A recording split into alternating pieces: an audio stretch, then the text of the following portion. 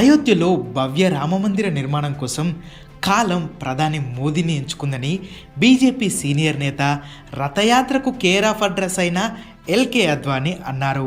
రామమందిరం ప్రారంభోత్సవం వేళ అద్వానీ 76 ఏళ్ల చరిత్ర గల మాసపత్రిక రాష్ట్ర ధర్మ్కు ఒక వ్యాసం రాశారు.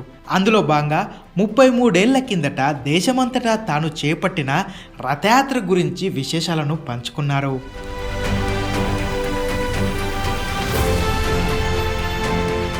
1990 సెప్టెంబర్ 25 నాటి ఉదయం తాము రథయాత్ర ప్రారంభించినప్పుడు రాముడిపై విశ్వాసంతో చేపట్టిన ఆ కార్యక్రమం దేశంలో ఒక ఉద్యమంలా మారుతుందని అద్వానీ అనుకోలేదట.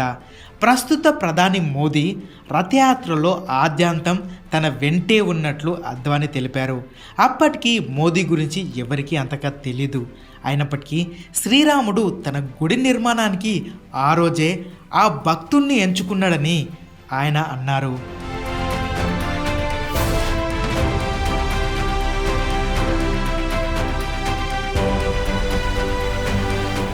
ప్రస్తుతం అద్వానీ రాసిన ఈ వ్యాఖ్యలు వైరల్గా మారాయి.